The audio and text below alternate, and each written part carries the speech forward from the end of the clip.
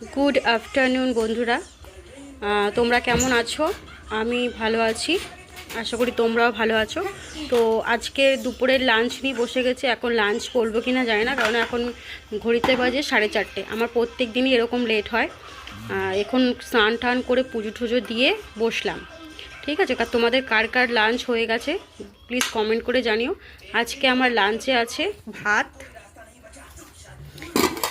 আছে, আর আছে ডাল, আর আছে পাবদা মাছের ঝাল, বেগুন ভাজা, আর আছে শসা স্যালাড, আর হচ্ছে ছেলের জন্য মাছ ভাজা আর পুঁই শাক পাতার বড়া, আর হচ্ছে কাচকি মাছের চচ্চড়ি। বেগুন ভাজাও দেখিয়েছি। এইটুকুই হচ্ছে আজকে আমাদের মেনু, দুপুরের খাবার। তোমাদের কার কার কী হয়েছে বলো।